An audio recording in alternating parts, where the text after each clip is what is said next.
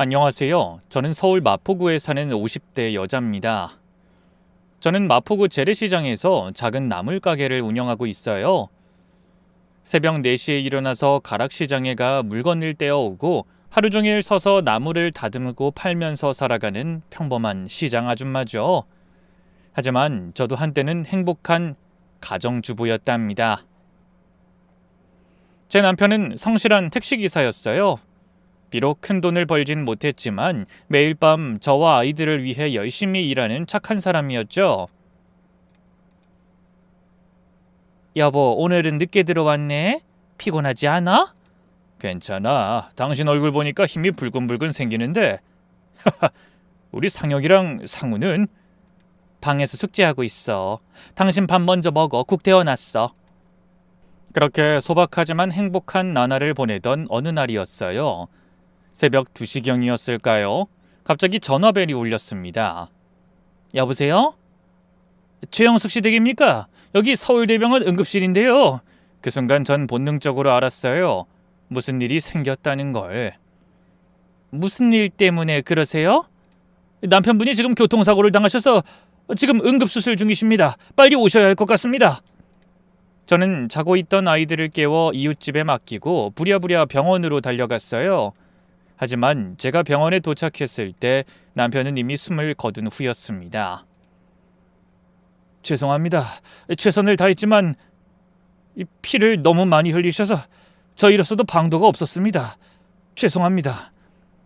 의사 선생님의 말씀이 귓가에 맴돌았지만 저는 아무것도 들리지 않았어요. 그저 차가워진 남편의 손을 잡고 울기만 했죠. 여보, 이렇게 가면 어떡해? 우리 아이들은 어떡하고? 그때 큰아들 상혁이가 10살, 둘째 상우가 9살이었어요. 하루아침에 아빠를 잃은 아이들과 함께 저는 막막한 현실 앞에 서게 됐죠. 장례를 치르고 나니 통장에는 300만 원이 전부였어요. 남편이 평생 모은 돈은 전세금이 전부였고 그마저도 곧 만기가 되면 이사를 가야 했죠. 저는 두 아들을 바라보며 결심했습니다. 무슨 일이 있어도 이 아이들만은 제대로 키워야 해. 그래야 우리 남편이 편안히 눈 감지. 그렇게 저는 시장에서 나물 장사를 시작했어요. 처음엔 정말 막막했죠. 새벽에 일어나는 것도 무거운 나물 박스를 나르는 것도 손님들과 흥정하는 것도 모든 게 서툴렀어요. 그래도 시간이 지나면서 장사 요령이 생겼고 무엇보다 두 아들이 저를 힘나게 해줬죠. 다행히 제 아들들은 아빠를 닮아 성실하고 착하게 자라줬어요.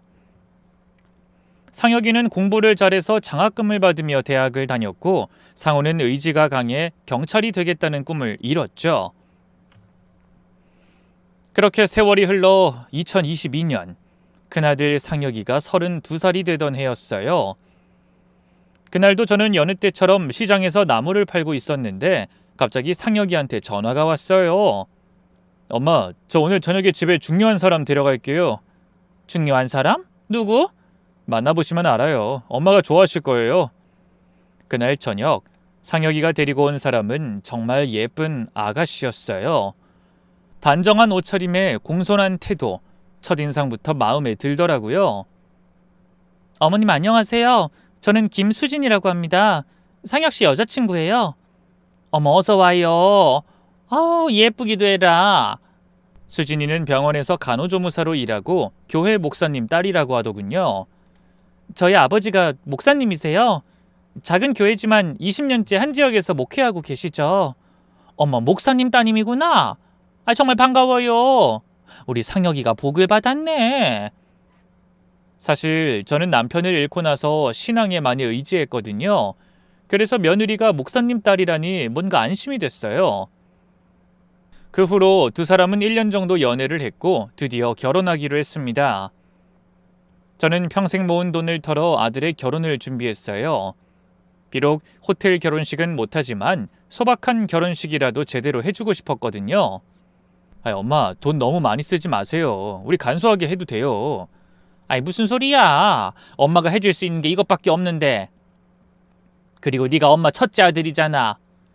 얼마 후 드디어 결혼식 날이 되었어요. 수진이의 아버지, 그러니까 사돈 어른께서 목사님이었으니까 직접 주례를 해주셨죠. 사랑하는 성도 여러분, 오늘 이 두 젊은이가 하나님 앞에서 부부의 연을 맺습니다. 저는 식장 한켠에서 눈물을 훔쳤어요. 여보, 우리 상혁이가 장가가요. 당신이 보셨으면 얼마나 좋아했을까요? 지금 하늘에서 보고 있죠? 결혼식은 정말 아름다웠어요. 결혼식 후 아들 내외는 아들의 회사 일정 때문에 먼저 제주도로 3박 4일 신혼여행을 가기로 했어요. 나중에 휴가를 더 내서 하와이로 가기로 했다고 하면서 말이죠. 그렇게 아들 내외를 떠나보내고 집에서 쉬고 있는데 그날 밤 제주도로 떠난 아들이 문득 전화를 걸어오더군요. 그런데 어쩐지 아들의 목소리가 이상했어요. 저는 뭔지 모를 불길한 예감에 아들에게 무슨 일이 있냐고 물어봤죠.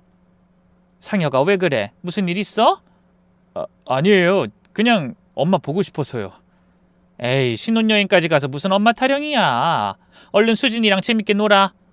네, 엄마. 사랑해요. 그게 제가 아들과 나눈 마지막 대화였습니다. 다음 날 저는 평소처럼 시장에서 장사를 하고 있었어요. 그런데 이상하게 상혁이한테 연락이 없더라고요. 신혼여행 가서 정신없나 보다. 그렇게 생각하고 저녁 때 제가 먼저 전화를 했어요. 그런데 전화를 받을 수 없습니다. 삐소리 후 아들의 전화기가 꺼져 있었어요. 그래서 며느리한테도 전화를 해봤지만 마찬가지였죠. 이상하다. 둘 다 전화가 왜 꺼져 있지?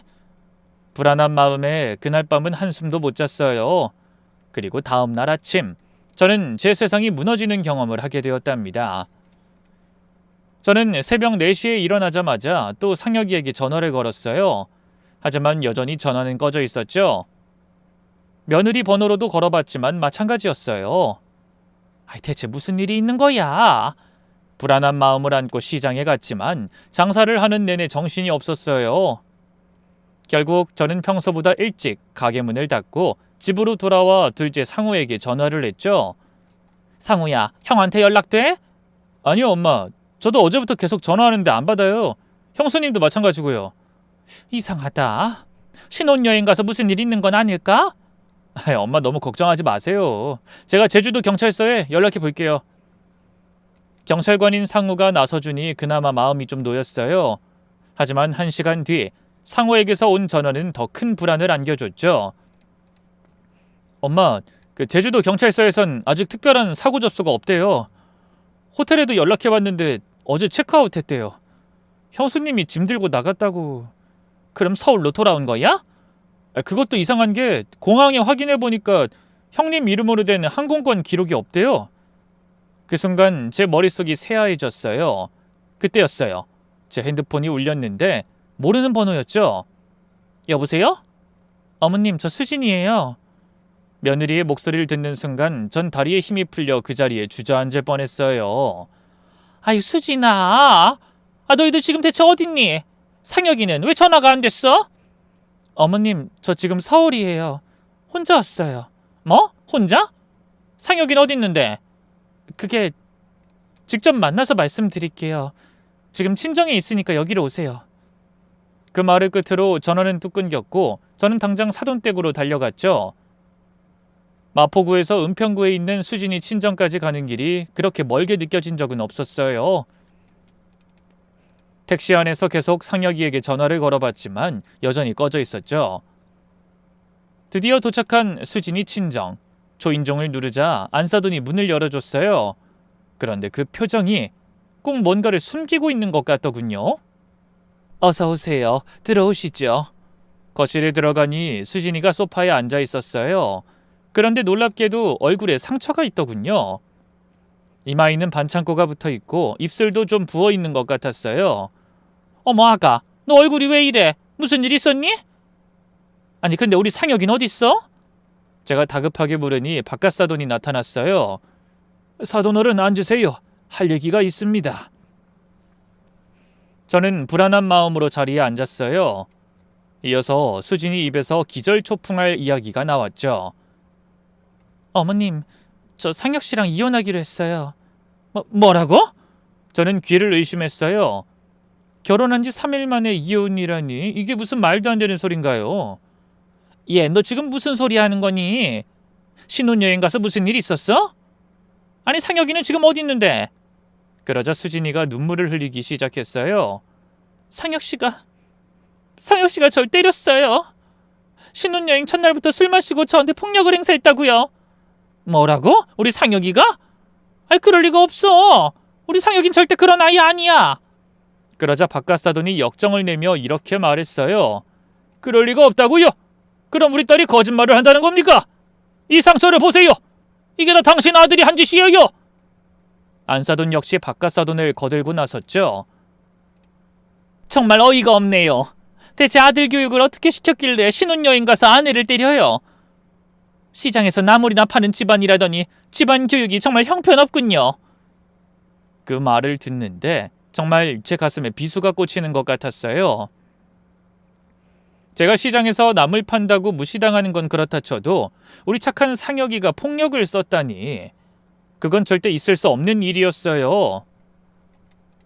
아가, 정말로 상혁이가 널 때렸니? 무슨 일이 있었는지 자세히 말해봐. 며느리가 흐느끼며 말했어요. 제주도에 도착해서 호텔에 짐을 풀고 있는데 상혁씨가 갑자기 제 핸드폰을 뺏어서 보더니 제가 병원 동료들이랑 주고받은 메시지를 보고 화를 냈어요. 무슨 메시지? 그냥 평범한 안부 메시지였어요. 근데 상혁씨는 제가 남자 동료들과 연락한다고 의심하면서 그때부터 절 때리기 시작했어요. 저는 믿을 수가 없었어요. 상혁이는 절대로 그런 아이가 아니거든요. 그래서 그 다음엔 저는 정말 참을 수가 없어서 다음날 새벽에 혼자 서울로 왔어요. 상혁씨는 저보다 먼저 서울로 간 것 같고요. 그럼 상혁이는 지금 어디 있는 거야? 모르겠어요. 제가 나올 땐 제주도 호텔에 있었는데 지금은 연락이 안 돼요. 뭔가 이상했어요. 수진이 말에는 앞뒤가 맞지 않는 부분이 많았죠. 하지만 수진이 부모님은 이미 저를 적으로 보고 있었어요. 이혼 서류는 저희가 준비하겠습니다. 위자료도 당연히 받아야겠고요. 저희 딸이 입은 정신적 피해를 생각하면 최소 5천만 원은 받아야겠네요. 저는 더 이상 그 집에 있을 수가 없었어요. 일단 상혁이부터 찾아야 했으니까요. 일단 상혁이 찾고 나서 이야기합시다. 제 아들 말도 들어봐야 하지 않겠어요? 그렇게 사돈댁을 나온 저는 곧바로 상호에게 전화했어요. 상호야, 큰일 났다. 형수가 형이랑 이혼한다고 해. 형이 형수를 때렸다면서. 뭐라고요? 형이 형수를 때렸다고요? 말도 안 돼요. 형이 그럴 사람이 아닌데. 그러니까 말이야. 일단 형부터 찾아야겠어. 경찰에 실종 신고할 수 있니? 상우가 한숨을 쉬었어요. 엄마, 그 실종 신고는 성인의 경우 특별한 사유가 없으면 보통 잘 받아주지 않아요. 특히 부부싸움 후에 연락이 안 된다고 하면 더 그렇고요. 그럼 어떡해? 제가 직접 제주도 경찰서에 협조 요청해볼게요. 그리고 형 친구들한테도 연락해보고요. 그날부터 저와 상우는 상혁이를 찾기 위해 동분서주했어요. 제주도 경찰서, 병원, 숙박업소 등 전화할 수 있는 곳은 다 전화했죠. 하지만 제주도 경찰의 반응은 미온적이었어요. 원래 부부싸움 후에 잠시 연락을 끊는 경우가 많습니다. 성인이 자발적으로 사라진 경우라면 저희가 할 수 있는 게 별로 없어요. 하지만 전화도 꺼져 있고 아무 연락도 없는데 뭐라도 좀 해주셔야 하는 건 아닌가요? 일단 좀 더 기다려 보시고 일주일 정도 지나도 연락이 없으면 그때 정식으로 신고하세요. 일주일을 기다리라니. 저는 정말이지 당장이라도 미칠 것만 같았어요. 급한 대로 상혁이 친구들에게도 다 연락해봤지만 아무도 상혁이 소식을 모른다고 했어요. 회사에도 확인해보니 무단결근 상태라고 하더군요. 그렇게 일주일이 지났어요. 저는 매일 시장에 나가지도 못하고 상혁이를 찾아다녔죠. 카드 사용 내역을 확인해보니 제주도 편의점에서 마지막으로 사용한 후 아무 기록이 없었어요. 그렇게 열흘째 되던 날 뜻밖의 연락이 왔어요. 여보세요? 박상혁 씨 어머니 되십니까? 네, 맞아요. 우리 아들 소식 아세요? 저는 제주도의 한 게스트하우스 주인인데요. 박상혁 씨가 저희 숙소에 짐을 두고 가셨는데 아직 찾아가지 않으셔서. 제주도 게스트하우스? 호텔이 아니고? 우리 아들이 언제 짐을 두고 나갔어요? 3월 21일 밤에 오셔서 하룻밤 주무시고 새벽에 나가신 후로 돌아오지 않으셨어요. 짐도 그대로 있고 숙박비도 하루분만 내셨는데. 순간 머릿속이 복잡해졌어요. 수진이는 22일 새벽에 혼자 서울로 왔다고 했는데 상혁이는 21일 저녁에 이미 호텔을 나와 게스트하우스에 갔다는 거예요. 혹시 거기 CCTV 있나요? 사실 우리 아들이 지금 실종된 상태거든요. 아이, 네. 세상에, 저희 CCTV가 있긴 한데 그 경찰관이 동행해야지만 보여드릴 수 있어요. 저는 그 말에 즉시 상우와 함께 제주도로 내려갔어요. 그리고 게스트하우스에서 상혁이의 짐을 확인했죠. 캐리어 안에는 옷가지와 세면도구가 그대로 있었고 지갑도 있었어요. 하지만 핸드폰은 없었죠. 게스트하우스 사장님이 보여준 CCTV를 보니 정말로 상혁이가 3월 21일 밤에 혼자 체크인하는 모습이 찍혀 있었어요. 상혁이의 표정은 많이 어두워 보였죠. 그리고 다음날 새벽에 가벼운 차림으로 나가는 모습이 마지막이었어요. 아침에 나가실 때 잠깐 바람 쐬고 오겠다고 하셨어요. 근데 그게 마지막이었죠. 더 이상한 건 제주공항 CCTV를 확인해 보니 수진이가 3월 22일 오전 9시 비행기를 혼자 타고 서울로 간 것이 확인됐다는 거예요. 시간상으로 보면 상혁이는 이미 전날 저녁에 호텔을 나왔고 수진이는 그 다음날 아침에 혼자 서울로 돌아간 거죠. 그 순간 저는 수진이가 거짓말을 하고 있다는 확신이 들었어요. 하지만 그보다 중요한 건 상혁이의 행방이었죠. 도대체 3월 22일 아침 게스트하우스를 나선 후 우리 아들은 어디로 간 걸까요? 제주도에서 서울로 돌아온 후 저는 더 이상 경찰만 믿고 있을 수 없었어요. 상우도 경찰관이지만 서울에서 근무하는 터라 제주도 수사에 직접 관여할 수 없다고 하더군요. 엄마, 제가 비번 때마다 제주도 내려가서 형 찾아볼게요. 그리고 제 동기들한테도 부탁해 놓을게요. 하지만 저는 하루도 그냥 있을 수가 없었어요. 매일 새벽에 일어나 상혁이 사진을 들고 실종 전단지를 만들었죠. 전단지를 천장이나 인쇄해서 제주도로 다시 내려갔어요. 게스트하우스 주변부터 시작해서 한 장 한 장 붙이고 다녔죠. 상혁아! 박상혁! 엄마야, 대답해! 지나가는 사람들이 이상하게 쳐다봤지만 전 계속 목이 터져라 아들 이름을 불렀어요. 그때 한 낚시꾼이 다가왔어요. 아주머니, 혹시 누구 찾으세요? 네, 제 아들이 3월 22일부터 실종됐어요. 여기 박상혁이라고. 혹시 보신 적 있으세요? 그때 여기 경찰들이 많이 왔었는데 절벽 아래에서 남자 구두 한 짝을 발견했다고. 저는 그 자리에 주저앉았어요. 상혁이도 결혼식 때 신었던 구두를 신혼여행에도 가져갔거든요. 그날 밤 저는 상혁이의 사진을 어루만지며 울었어요.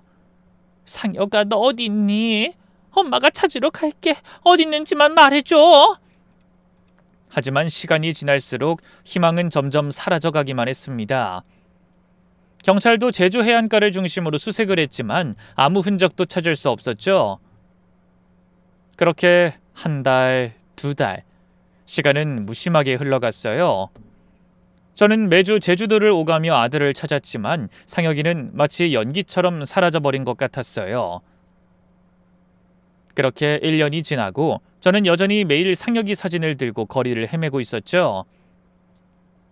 시장 사람들은 이제 절 보면 안쓰러운 눈빛으로 고개를 돌렸어요.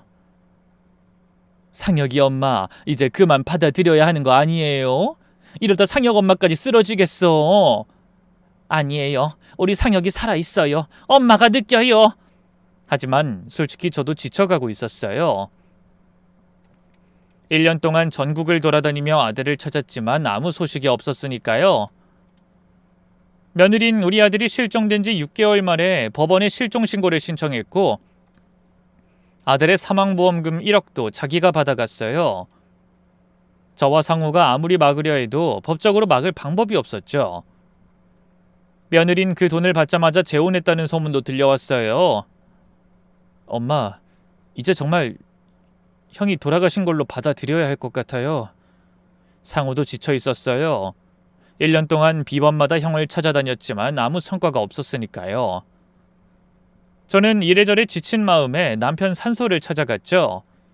저는 남편 묘 앞에 막걸리 한 병과 북어포를 놓고 절을 했어요. 여보, 나예요. 우리 상혁이가, 우리 큰아들이 없어졌어요. 1년이나 됐는데 아직도 못 찾았어요. 그때부터 참았던 눈물이 폭포수처럼 쏟아졌어요. 여보, 어떡해? 당신이 그렇게 아끼던 우리 상혁이가 내가 못난 엄마라서 지켜주지 못했어요. 미안해. 정말 미안해. 봄바람이 불어와 묘지 주변의 나뭇잎들이 바스락거렸어요. 마치 남편이 제 머리를 쓰다듬어 주는 것 같았죠. 상혁이가 결혼한다고 했을 때 당신이 있었으면 며느리 된데미도 제대로 봐줬을 텐데 내가 너무 순진했나 봐요. 목사 딸이라고 하니까 그냥 좋은 애인 줄만 알았어요. 여보, 거기서 우리 상혁이 못 봤어요? 우리 상혁이가 당신 곁에 간 건 아니겠죠? 아니죠? 아직 살아있는 건 맞죠? 여보, 제발 우리 상혁이 좀 찾게 해주세요. 살아있다면 어딨는지, 죽었다면 시신이라도 찾을 수 있게. 이대로 너무 억울해서 못 살겠어요. 저는 묘비를 부여잡고 통곡했어요. 설마 당신이 우리 상혁이 데려간 거예요? 그럼 나도 데려가요. 상혁이 없인 못 살겠어요. 19년 동안 당신 없이도 상혁이랑 상우 때문에 버텼는데 이젠 정말 못하겠어요. 그렇게 한참을 울다가 저는 마지못해 집으로 돌아왔습니다. 그런데 그날 밤 저는 이상한 꿈을 꾸게 됐어요. 글쎄, 꿈속에 젊은 시절 그대로의 남편이 나타난 게 아니겠어요. 남편은 양복을 말끔하게 차려입은 채 활짝 웃고 있었죠. 남편은 제 머리를 쓰다듬으며 말했어요. 여보, 그동안 많이 힘들었지? 내일 날 밝으면 부산에 가봐. 자갈치 시장 근처에. 빨리 가봐, 늦기 전에. 자갈치 시장 근처 공사장. 여보, 기다려요. 더 자세히 말해줘요. 하지만 남편은 사라지고 저는 잠에서 깼어요. 온몸이 땀으로 흠뻑 젖어 있었죠. 새벽 4시, 저는 망설임 없이 부산행 첫 기차표를 예매했어요. 그리고는 상우에게 전화를 걸었습니다. 상우야, 엄마 지금 부산 간다. 부산이요? 갑자기 왜요? 꿈에 아빠가 나타나서 부산 가보라고 했어. 상우는 한숨을 쉬었어요. 아마 제가 정신적으로 힘들어서 이상한 꿈에 의지한다고 생각했겠죠. 엄마, 그런 거 다 미신이잖아요. 아니다. 엄마, 제가 같이 갈게요. 저랑 같이 가요. 아니야, 넌 일하러 가. 엄마 혼자 다녀올게. KTX를 타고 부산으로 가는 내내 가슴이 두근거렸어요. 정말 미친 짓인 걸 알면서도 한 가닥 희망을 놓을 수가 없었죠.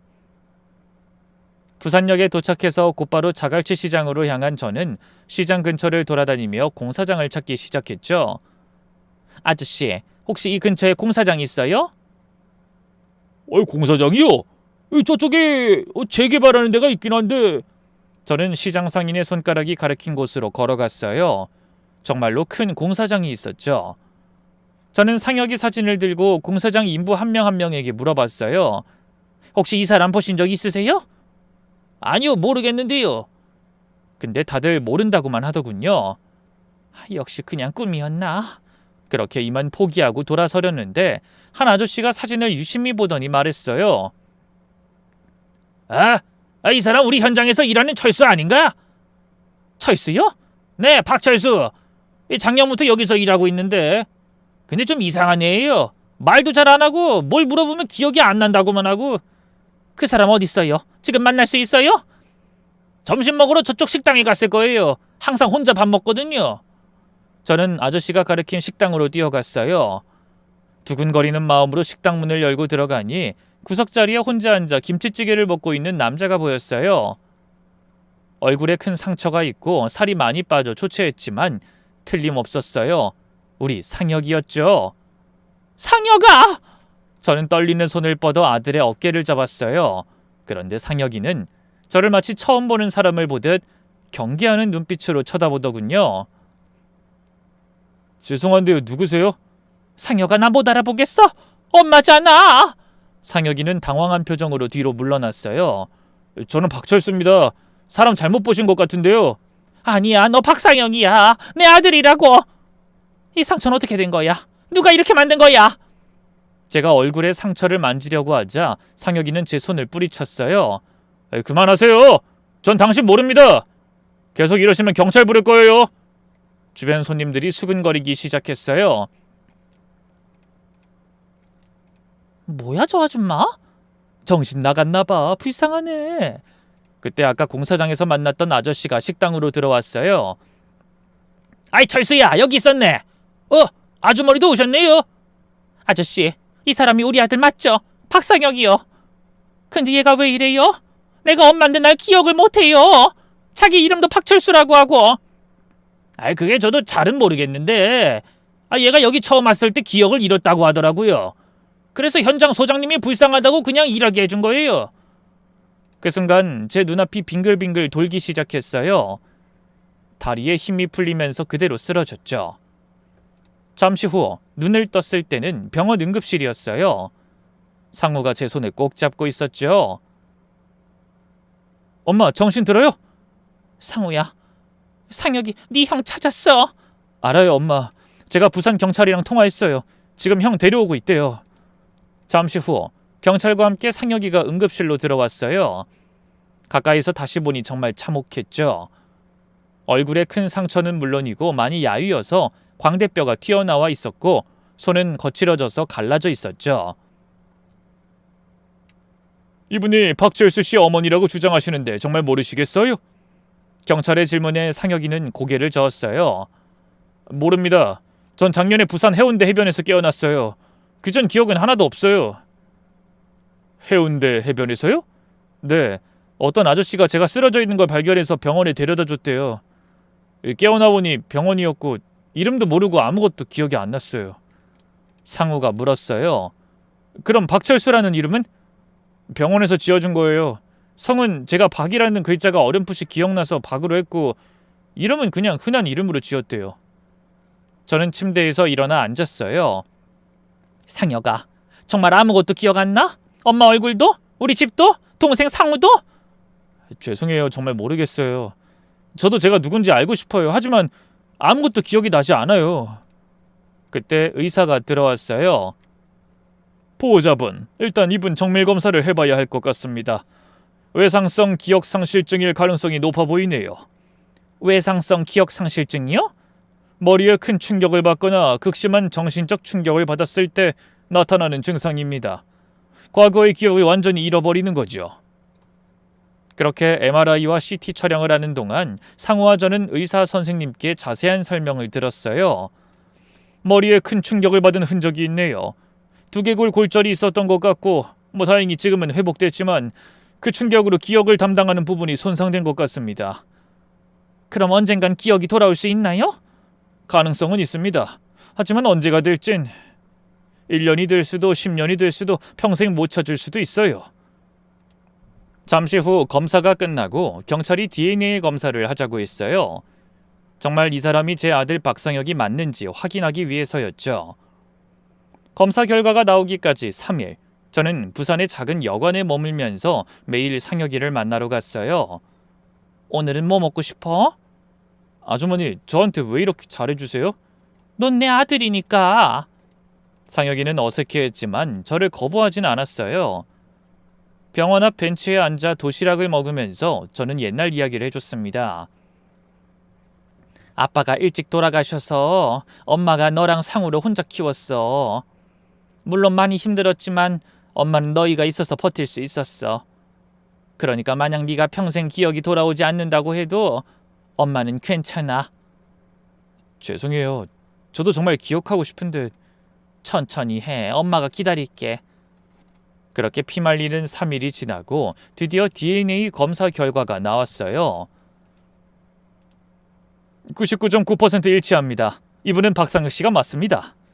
그 순간 저는 그 자리에서 울음을 터뜨렸어요. 그것 봐, 내가 맞다고 했잖아. 우리 아들 맞다고. 경찰은 우선 서울로 가서 더 자세히 실종 당시의 상황을 조사해보자고 하더군요. 일단 서울로 모시고 가서 실종 경위를 조사해야 할 것 같습니다. 그리고 부인 김수진 씨와의 문제도. 그런데 그때 상혁이가 처음으로 반응을 보였습니다. 수진? 그 이름 어디서 들어본 것 같은데. 저는 상혁이의 손을 꼭 잡았어요. 수진이가 네 아내야. 기억나? 상혁이는 머리를 쥐어짜며 기억하려고 애썼지만 결국 고개를 저었어요. 그리고는 혼잣말처럼 이렇게 중얼거렸죠. 모르겠어요. 머리가 아파요. 근데 왜 무서운 느낌이 들지? 그 말에 저는 이상하다는 생각이 들었지만 그냥 상혁이가 기억을 잃고 이래저래 혼란스러워서 그렇겠거니 생각하고 넘겼었죠. 지금 생각해보면 그때 바로 더 자세히 캐물어봤어야 하는 건데.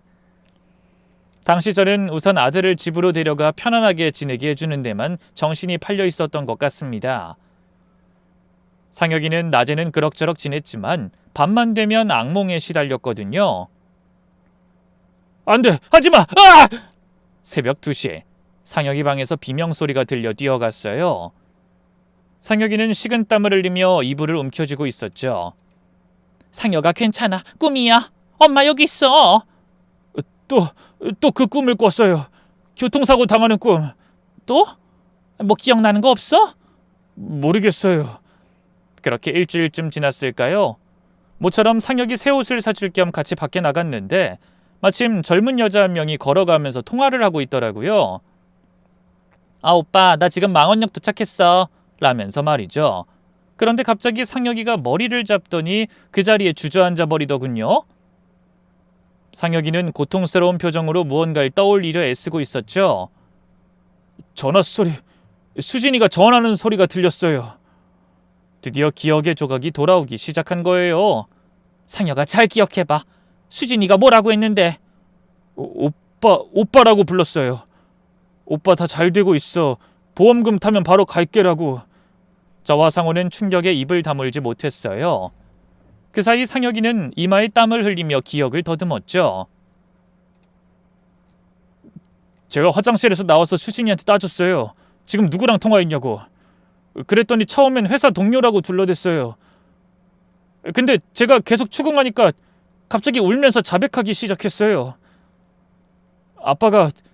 수진이 아빠가 진짜 목사가 아니래요. 사이비 종교 교주라고. 원래는 신도들한테 돈 뜯어먹고 살았는데 요즘엔 그게 여의치 않아서 자기가 나서서 남자들 등쳐먹고 살게 됐다고. 자기도 어쩔 수 없었다고. 다 아빠가 시킨 일이라고. 저랑 결혼해서 보험금 다 내라고 협박했다고. 그래서 제가 당장 서울로 돌아가자고 했어요. 이혼하고 경찰에 신고하자고 그랬더니 수진이가 무릎 꿇고 빌더라고요. 한 번만 용서해 달라고. 상혁이는 잠시 숨을 고르고 계속했어요. 전 너무 화가 나서 호텔을 나왔어요. 머리를 식히려고. 그래서 근처 게스트하우스로 갔죠. 근데 갑자기 수진이한테서 문자가 왔어요. 오빠 미안하다. 잠깐만 만나서 얘기하자. 제발이라고. 그래서 만났어? 네. 해안도로 근처 카페에서 만나기로 했어요. 그래서 그쪽으로 가려고 하는데 갑자기 상혁이가 몸을 부르르 떨었어요. 갑자기 차가 달려들었고 그 뒤로 기억이 나지 않아요. 이제 모든 게 명확해졌어요. 이건 단순한 부부싸움이 아니라 계획된 살인미수였던 거예요. 며느리와 바깥사돈이 짜고 상혁이를 죽이려 한 거였죠. 1억이라는 보험금을 위해서 말입니다. 상우가 주먹을 불끈 쥐었어요. 이건 명백한 살인미수예요. 당장 형수, 아니 그 미친 여자 체포해야 된다고요. 드디어 복수의 시간이 다가오고 있었어요. 우리 상혁이를 그렇게 만든 놈들에게 상우는 즉시 행동에 나섰죠. 형이 사고를 당했다는 제주도 해안도로 일대의 CCTV를 확보하기 위해 제주경찰서에 공식 협조를 요청했죠. 형이 기억을 되찾았습니다. 2023년 3월 22일 오전 제주도 해안도로에서 교통사고를 당했다고 진술했어요. 당시 CCTV 영상이 필요합니다. 다행히 제주경찰도 적극적으로 협조해줬어요. 하지만 1년이 넘은 사건이라 CCTV 영상이 남아있을지가 관건이었죠. 이틀 후 상우에게서 연락이 왔어요. 엄마, 찾았어요. 해안도로 300m 지점에 있는 CCTV에 다 찍혀 있었어요. 저는 상혁이와 함께 급히 경찰서로 갔어요. 모니터에서 2023년 3월 22일 오전 7시 45분경에 영상이 재생되기 시작했죠. 화면 속에서 상혁이는 도로를 따라 걷고 있었어요. 그때 갑자기 하얀색 SUV가 정신 나간 스피드로 상혁이에게 달려들었습니다. 야! 그 장면이 너무 끔찍해서 저도 모르게 비명을 질렀어요. 차는 상혁이를 정면으로 들이받았고 상혁이는 공중으로 붕 떠올랐다가 도로로 곤두박질 쳤죠. 잠깐 영상 정지시켜주세요. 상우가 말했어요.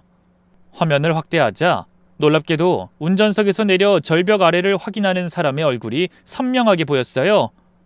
그게 누구였게요? 네, 예상대로 제 며느리이자 상혁이의 아내였던 수진이었습니다. 이년이 우리 상혁이를 죽이련! 저는 분노로 몸을 떨었어요. 더 충격적인 건 그 다음이었죠. 며느리는 쓰러진 상혁이를 잠시 확인하더니 아무 일도 없었다는 듯 차를 타고 유유히 사라졌어요. 이 미친 여자 119도 안 불렀어요. 그냥 형을 버리고 간 거예요. 상호의 목소리에도 분노가 묻어났어요. 그런데 영상을 더 돌려보니 30분쯤 후에 또 다른 차가 나타났어요. 검은색 SUV에서 늙은 남자가 내렸죠.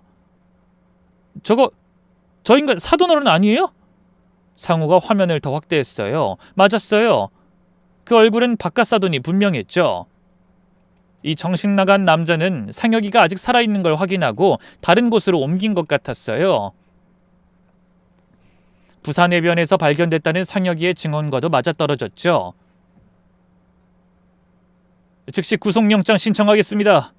상우의 신속한 대응으로 그날 저녁 며느리는 서울의 한 카페에서 체포됐어요. 그리고 바깥사돈도 새벽녘에 그 SIB 교회에서 체포됐죠. 경찰서 조사실에서 며느리와 마주했을 때 저는 그년의 목을 조르고 싶은 충동을 간신히 참았어요. 너 이 나쁜 년! 왜 그랬어? 우리 상혁이가 너한테 뭘 잘못했다고! 며느린 고개를 푹 숙이고 있다 작은 목소리로 말했어요. 죄송합니다. 죄송하다고? 그 말로 끝이야? 그때 조사를 담당한 형사님이 충격적인 사실을 알려줬어요. 김수진 씨의 과거를 조사해봤는데요. 2019년에도 비슷한 사건이 있었습니다. 비슷한 사건이요? 당시 사귄 남자친구가 갑작스럽게 교통사고로 사망했는데 김수진 씨가 보험금 수익자였어요.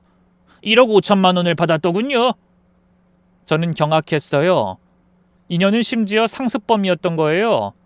그때는 증거 불충분으로 사건이 허무하게 종결된 것 같지만 이번엔 다릅니다. CCTV도 있고 생존한 피해자의 증언도 있으니까요. 며느리, 아니 김수진에 대한 조사가 계속될수록 더 많은 진실이 드러났어요. 바깥사돈, 그 미친 김철수라는 사이비 목사가 운영하는 샛빛교회는 겉으론 평범한 교회처럼 보였지만 실상은 끔찍한 곳이었어요. 신도들에게 천국 가는 길이라며 전 재산을 헌금하게 만들고 특히 젊은 여성 신도들을 착취했다는 증언까지도 나왔죠. 어쩌면 수진 씨도 피해자일 수 있습니다. 어릴 때부터 아버지에게 세뇌당해서 어쩔 수 없이 범행에 가담한 걸 수도 있겠어요. 형사님의 말에도 저는 동정심이 들지 않았어요. 그래도 살인미수는 용서할 수 없어요. 그때 때마침 상우가 또 다른 증거를 가져왔죠.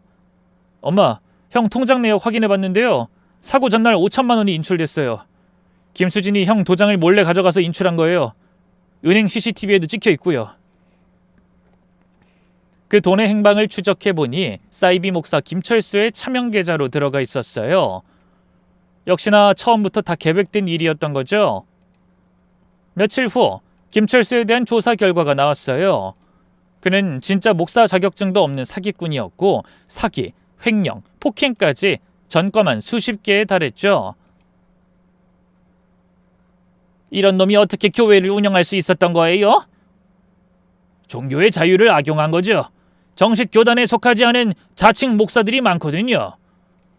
더 충격적인 건 샛빛교회 신도들의 증언이었어요. 김철수는 딸 수진이를 이용해서 돈 많은 남자들을 유혹하게 했어요. 이미 여러 명이 당했는데 무서워서 신고를 못했어요. 상우가 피해자들을 한 명씩 찾아내기 시작했어요. 놀랍게도 지난 10년간 최소 5명의 남자가 김수진과 교제 후 의문의 사고를 당했더군요. 그중 한 명은 사망했고 2명은 중상을 입어 장애를 갖게 됐다고 하더군요.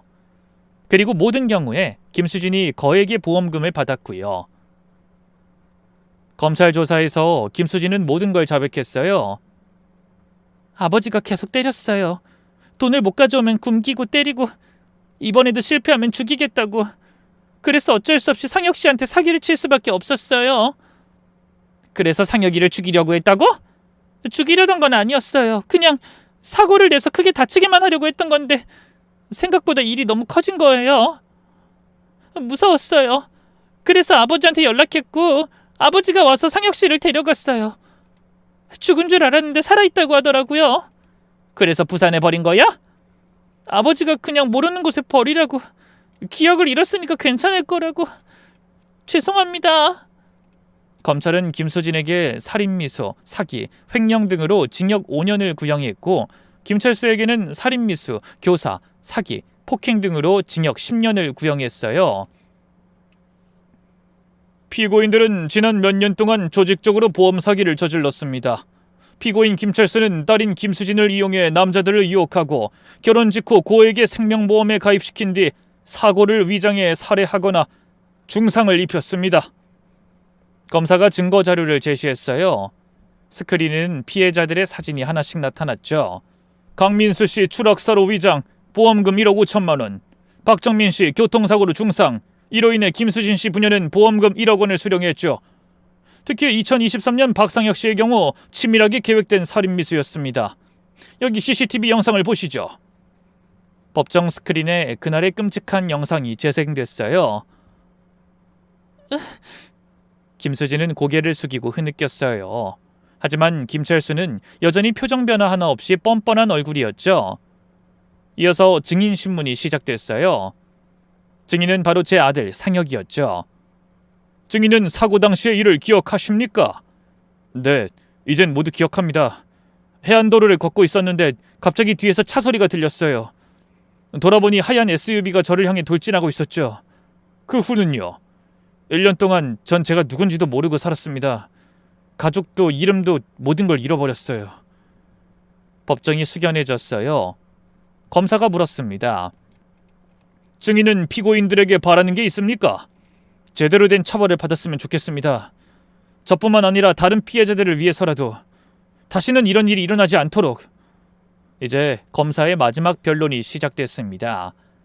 피고인 김철수는 사이비 종교를 이용해 신도들을 착취했고 피고인 김수진은 비록 피해자적 측면이 있으나 여러 생명을 앗아간 중대 범죄를 저질렀습니다. 검사가 힘주어 말했어요. 검찰은 김철수에게 징역 10년을, 김수진에게 징역 5년을 구형합니다. 방청석에서 박수가 터져 나왔어요. 변호인의 최종 변론도 있었지만 이미 대세는 기울어져 있었죠. 그 후로 일주일 뒤 선고 공판이 열렸습니다. 피고인 김철수는 인간으로서 해서는 안 될 극악무도한 범죄를 저질렀다. 종교를 빙자해 약자를 착취하고 인명을 파리 목숨처럼 여겼다. 이에 징역 10년을 선고한다. 김철수의 얼굴이 처음으로 당황한 빛을 보였어요. 피고인 김수진은 피해자면서 동시에 가해자다. 하지만 여러 정상을 잠적하여 징역 5년을 선고한다.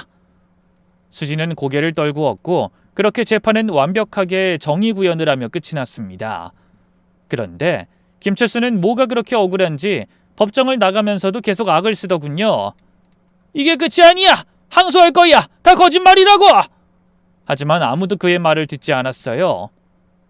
재판이 끝나고 한 달 후 민사소송 결과도 나왔어요. 피고는 박상혁에게 위자료 5억 원을 지급하라. 물론 김철수 일당이 가진 재산은 이미 다 압류된 상태였지만 그래도 속이 시원했어요. 더 놀라운 건 다른 피해자 가족들도 줄줄이 소송을 시작했다는 거였죠. 샛빛교의 재산, 김철수의 숨겨둔 재산들이 모두 피해자들에게 돌아갔어요. 그런데 저는 이 모든 결말이 참 시원하면서도 허무하더라고요. 어쨌든 저희 가족이 잃어버린 1년이란 시간을 돌려받을 순 없으니까요. 그런데 그때 상혁이가 제 어깨를 감싸며 이렇게 말하더군요. 엄마, 그래도 전 돌아왔잖아요. 이제 새로 시작하면 돼요. 맞아요. 중요한 건 상혁이가 돌아왔다는 거였죠. 집으로 돌아가는 길 상혁이가 말했어요. 엄마, 저 다시 회사 다니기로 했어요. 정말? 회사에서 다시 받아준대? 네, 사장님이 기다리고 있었대요. 제 자리도 그대로 있고요. 그리고 엄마, 저 이제 기억이 완전히 돌아왔어요. 정말? 네. 엄마가 해준 된장찌개 맛도 아빠 얼굴도 다 기억나요. 상혁이 눈에도 눈물이 맺혔어요. 지금까지 저 힘들게 키워주셔서, 포기하지 않고 찾아주셔서 정말 감사해요, 엄마. 저는 더 이상 말을 할 수 없었어요. 그저 아들을 꼭 안았죠. 그날 밤, 저는 남편 사진 앞에 막걸리를 한 잔 따라 놓고 말했어요. 여보, 우리 상혁이 찾았어요. 당신이 알려준 대로 부산에서. 이제 다 끝났어요. 고마워요. 창밖에서 별이 반짝였어요. 남편이 웃고 있는 것 같았죠. 이제 정말로 우리 가족의 악몽은 끝나고 새로운 시작이 기다리고 있었어요. 돌이켜보니 어느새 재판이 끝나고 2달이 지났네요. 상혁이는 매주 화요일마다 트라우마 전문 상담센터를 찾아 치료를 받고 있습니다. 상혁씨, 오늘은 어떠셨어요? 상담사의 따뜻한 목소리에 상혁이가 천천히 입을 열었어요. 악몽은 줄었어요. 하지만 가끔 제주도에서 있었던 끔찍한 기억이 떠올라요. 특히 밤에 혼자 있을 때 더 그런 것 같고요. 그럴 땐 어떻게 하시죠? 엄마한테 전화하곤 해요. 엄마 목소리만 들어도 안심이 되거든요. 그 말에 상담사가 미소 지었어요. 좋은 방법이에요. 가족의 지지가 회복에 가장 큰 힘이 되죠. 상담이 끝나고 나오면 저는 항상 밖에서 기다리고 있었어요. 엄마 기다리셨어요? 집에 가 계시지 힘든데. 아니야, 방금 왔어. 배고프지? 뭐 먹고 싶은 거 있어? 엄마가 끓인 된장찌개요. 집에서 먹어요. 이런 일상의 대화가 얼마나 소중한지 예전엔 몰랐어요. 상혁이가 다시 출근을 시작한 건 재판 후 1달이 지나서였어요. 엄마, 저 내일부터 출근해요. 벌써? 아니, 더 쉬어도 되는데. 아니에요. 일하면서 정상적인 생활로 돌아가고 싶어요. 첫 출근 날 아침, 상혁이는 양복을 차려입었어요. 1년 만에 보는 우리 아들의 멋진 모습이었죠. 우리 아들 정말 멋있네. 엄마가 다려준 셔츠 입은 덕분이죠? 들어보니까 회사에서도 상혁이를 따뜻하게 맞아줬다고 하더라고요. 사장님은 특별히 업무 분담을 줄여주고 동료들도 배려해줬다고 하더군요. 아이, 상혁아, 무리하지 마. 천천히 적응해. 감사합니다, 과장님. 하지만 진짜 상혁이의 재활은 제가 일하는 시장에서 시작됐어요. 어느 토요일 아침, 문득 상혁이가 저와 함께 시장에 나가겠다고 하더군요. 엄마, 저도 시장 갈래요. 시장? 거기 사람 많은데. 너 아직 사람 많은 곳 가면 호흡 곤란오고 무서워하잖아. 괜찮아요. 엄마 일 도와드리고 싶어요. 다음 날 상혁이는 정말로 새벽 5시에 일어나 저와 함께 시장으로 갔어요. 아이고, 영숙씨, 아들이 돌아왔구먼. 정말 다행이야. 얼마나 기도했는지. 시장 상인들이 모두 반겨줬어요. 상혁이는 쑥스러워하면서도 상인들에게 정성껏 인사를 했죠. 저 없는 동안 저희 엄마 잘 돌봐주셨다면서요? 정말 감사합니다. 아니야, 뭘. 됐고, 이거 파나 2단 가져가. 아들 돌아온 기념이야. 모두가 이것저것 더 얹어주려고 했어요. 상혁이는 싱글벙글 웃으며 무거운 짐을 들고 저를 도와줬죠. 엄마, 그동안 이렇게 무거운 걸 혼자 들고 다니셨어요? 익숙해지면 괜찮아. 앞으로는 제가 들게요. 나무를 다듬는 동안 상혁이가 조용히 말했어요. 엄마, 사실 부산에서 매일 엄마 생각했어요. 우리 엄마는 어떤 분일까? 나를 찾고 계실까? 그런 생각이요. 미안해. 엄마가 더 빨리 찾았어야 했는데. 아니에요. 저 엄마 덕분에 살아있을 수 있었어요. 엄마가 날 찾고 있을 거야 라는 생각이 버티게 했거든요. 그 순간 저는 문득 남편 생각이 났어요. 상혁이를 찾는 동안 수없이 남편 무덤을 찾아가 울며 기도했던 날들이 떠올랐죠. 상혁아, 아빠 산소에 가볼까? 그날 오후 저희는 남편이 잠든 선산을 찾았습니다. 산길을 오르는 내내 상혁이는 말이 없었어요. 무덤 앞에 도착하자 상혁이가 갑자기 무릎을 꿇었어요. 아빠, 목소리가 떨렸죠. 1년 만에 찾은 아버지 산소 앞에서 상혁이는 마치 어린아이처럼 흐느꼈습니다. 아빠, 저 돌아왔어요. 늦어서, 정말 늦어서 죄송해요. 바람이 살랑 불었어요. 산 아래 억새풀이 일제히 흔들렸죠. 마치 남편이 괜찮다 아들아 하고 대답하는 것 같았어요. 저는 아들의 떨리는 어깨를 감싸 안았습니다. 아빠는 하늘에서도 널 지켜주고 있었을 거야. 엄마에게 힘을 주고 포기하지 않게 해준 게 다 아빠였어. 저는 차가운 비석을 쓰다듬었어요.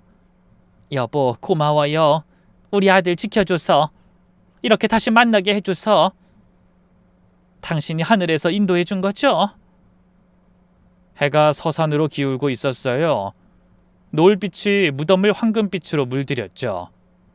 여보, 우리 잘 살게요. 당신이 그토록 아끼던 우리 가족, 이젠 더 단단해졌어요. 산을 내려오는 길, 상혁이가 제 손을 꼭 잡았어요. 거칠어진 아들의 손이 따뜻했습니다. 엄마, 앞으로는 제가 엄마를 지켜드릴게요. 아니야, 우리가 서로를 지켜주는 거지. 맞아요. 엄마가 절 포기하지 않았던 것처럼 저도 엄마 절대 혼자 두지 않을 거예요. 집으로 돌아오니 어둠이 내려앉고 있었어요. 현관문을 열자 따뜻한 불빛이 우리를 맞았죠. 평범한 저녁 식사, 마주 앉아 먹는 소박한 밥상, 이것이 기적이 아니면 무엇일까요? 상혁아, 우리 아들 사랑한다. 저도 사랑해요, 엄마. 그리고 감사해요. 절 끝까지 포기하지 않아 주셔서. 제 이야기를 듣고 계신 여러분, 지금 옆에 있는 가족이 제일 소중하다는 것 잊지 마시고 오늘 하루 가족과 온전히 함께하는 행복한 하루를 보내시길 바라며 이만 저는 물러가도록 하겠습니다. 긴 이야기 들어주신 여러분 감사합니다.